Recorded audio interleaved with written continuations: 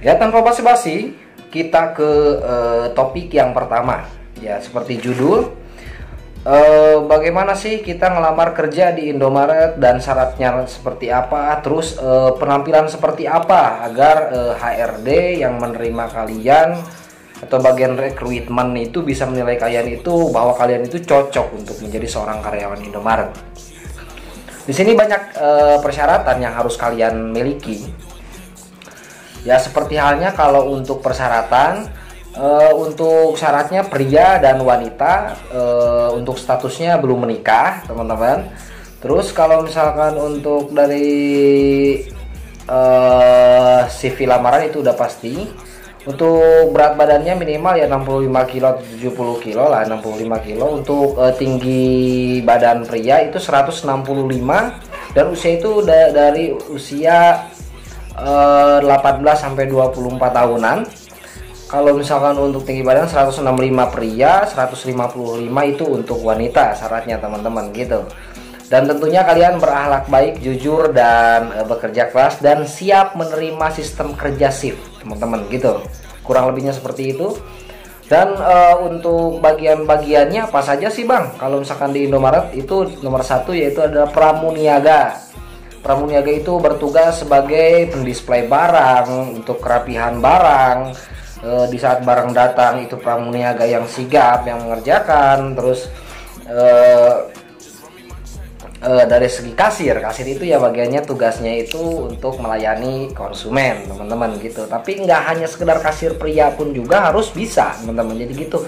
Di Indomaret itu hampir semua job sheet, dari mulai pramuniaga, kasir, terus lagi MD, merchandiser, asisten, kepala toko itu sebenarnya kalian harus bisa, terkecuali pekerjaan asisten dan pekerjaan kepala toko itu pasti pramuniaga dan kasir belum bisa memegangnya, gitu, teman-teman.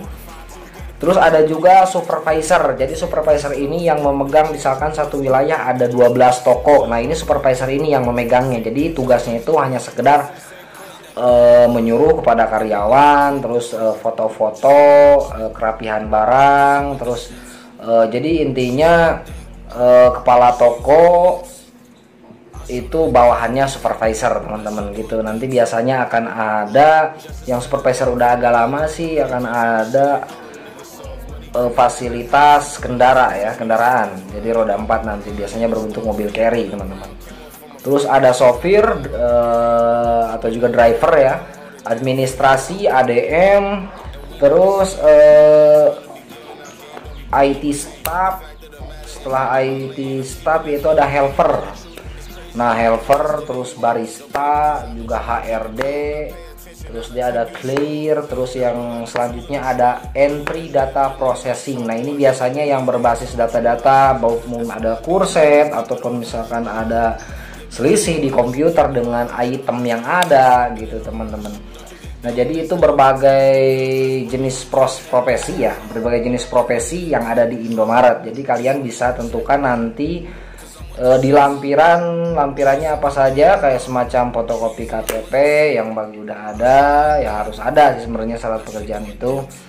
Terus lagi fotokopi SKCK, terus lagi surat kesehatan, SKU, ijazah, terus transkrip nilai kalian itu harus dicantumin, harus dimasukin. Dan surat lamarannya itu yang paling penting kalian jangan sampai ketik pakai komputer ya.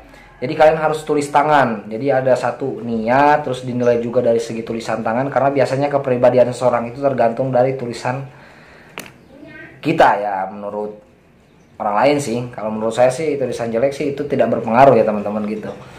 Intinya kerja itu kita harus berikan suatu hal yang paling jujur, patah lagi ya, fuck. Jadi kalian harus jujur, bener-bener niat kerja. Terus biasanya sih kalau untuk gaji itu tergantung UMK wilayah, teman-teman, gitu. Pokoknya kalau misalnya kalian memiliki keinginan, ya kejarlah keinginan tersebut. Ya memang kebanyakan orang sih menilai kerja di Indomaret itu memang lumayan enak karena tempatnya dingin, ber-AC, bersih, gitu, teman-teman ya. Tapi semuanya itu tidak semudah yang kalian pikirkan atau tidak semudah yang kalian ketahui, karena ya pekerjaan itu seringan-ringannya pasti tetap ada yang namanya capek, pusing kalau kayak gitu ya, itu udah lumrah, udah biasa teman-teman gitu. Ya mungkin itu aja sih bocorannya. Intinya kalau misalkan nanti kalian begitu masuk pertama kali ngelamar, itu kalian harus ada di barisan paling depan, jangan sampai di belakang, karena HRD itu menilai menilai seseorang itu dari niat kerjanya, sungguh-sungguhnya. Biasanya kalau misalnya untuk yang tampilan paling depan itu pasti insya Allah diterima ya teman-teman gitu.